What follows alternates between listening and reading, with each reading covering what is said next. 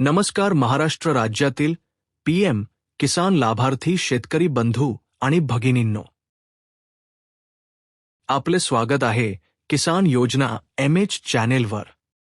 आज आपण पाहणार आहोत आपला 23वा हप्ता आपल्या खात्यात वितरण होणार आहे की नाही। व्हिडिओ शेवटपर्यंत पहा। व्हिडिओमध्ये दाखवल्याप्रमाणे आपण आपले स्टेटस आपल्या मोबाईलवर घर बसल्या पाहू शकता। आपल्याला कुठेही जाण्याची गरज नाही। चला तर मग करूया सुरुवात। सर्वप्रथम आपल्या मोबाईलमधील क्रोमवर जावे, नंतर आपल्या सर्च बारवर जावे। सर्च बारमध्ये पीएम किसान सर्च करावे। दिलेल्या बाणासमोरच्या वेबसाईटवर जावे। मग नो योर स्टेटस या टॅबवर जावे। टॅबला जरा मोठे करून दाखवत आहे, लक्ष देऊन पाहावे। विंडो उघडल्यानंतर असं दिसेल, त्यात नो योर रजिस्ट्रेशन नंबरवर जावे। विंडो उघडल्यावर असे दिसेल, त्यात आपल्याला आपला मोबाईल नंबर टाकून आपला रजिस्ट्रेशन नंबर मिळवता येईल। त्याशिवाय आपले आधार नंबर टाकून सुद्धा आपले रजिस्ट्रेशन नंबर मिळवता येते।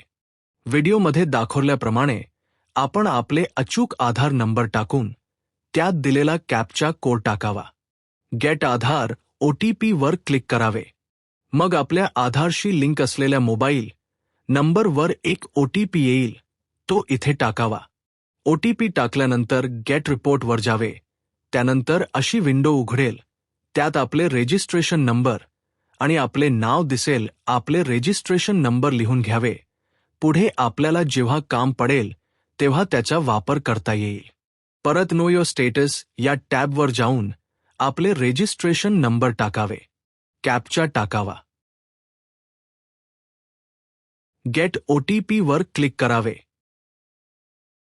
आपल्या आधारला लिंक असलेल्या मोबाईल वर पुन्हा OTP येईल, तो टाका आणि गेट डेटा वर क्लिक करा।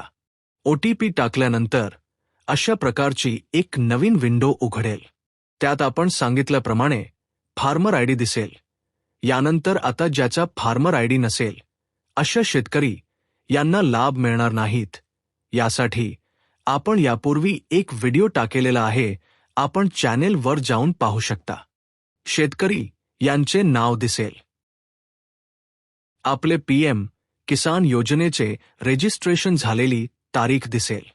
यावरून आपल्याला किती लाभ मिळणार, जसे की ज्यांचे रजिस्ट्रेशन फेब्रुवारी 2019 मध्ये झालेले आहे त्यांना 23वा लाभ मिळेल आणि त्यानंतर रजिस्ट्रेशन तारखेनुसार 4 महिन्याच्या अंतराने लाभ कमी कमी होत जातील। मग शेतकरी ज्या गावातून लाभ घेत आहे त्या गावाचे नाव दाखवेल। साईटवर जो नंबर लिंक आहे तो दाखवेल।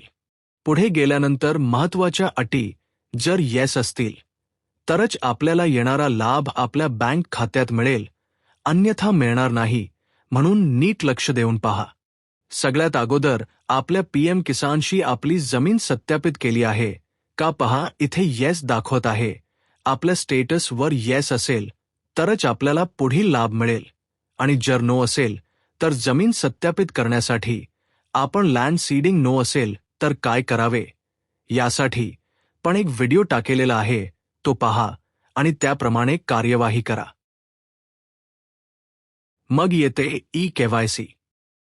आपली eKYC पूर्ण झालेली असेल तर व्हिडिओमध्ये दाखवल्याप्रमाणे येस दाखवेल आणि eKYC येस असेल तर आपल्याला पुढचा लाभ मिळेल। जर आपली eKYC नो असेल तर आपण लगेच जवळच्या CSC केंद्रात जाऊन eKYC करून घ्यावी। व्हिडिओमध्ये दाखवल्याप्रमाणे आपल्या बँक खात्यास आधार संलग्न आहे का पाहावे। जर असेल तर येस दाखवेल आणि जर नो असेल तर लगेच ज्या बँकमध्ये आपले खाते आहे तिथे जाऊन आपले आधार लिंक करून घ्यावे। FTOचा अर्थ फंड ट्रान्सफर ऑर्डर असा होतो, ज्याला मराठीत निधी हस्तांतरण आदेश म्हणतात। तो येस असेल तर आपल्याला पुढचा लाभ वितरित होईल। जर FTO नो असेल तर त्याचे कारण बाणासमोर दाखवेल। इथे येस असल्यामुळे कारण दाखवत नाही। आता आपले पेमेंटचे स्टेटस पहा।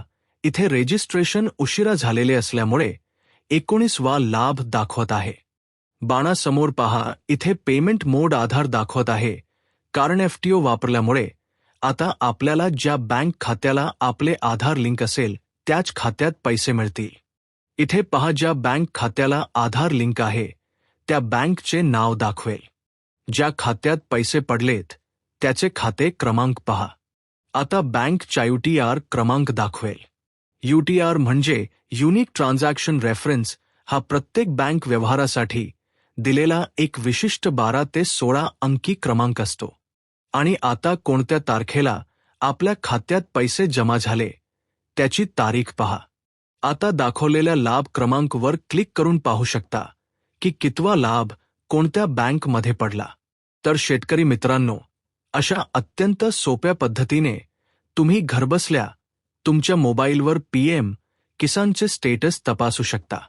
माहिती आवडली असेल तर व्हिडिओला नक्की लाईक करा, इतर शेतकरी बांधवांसोबत शेअर करा आणि अशाच शेतीविषयक माहितीसाठी आपल्या चॅनेलला सबस्क्राईब नक्की करा.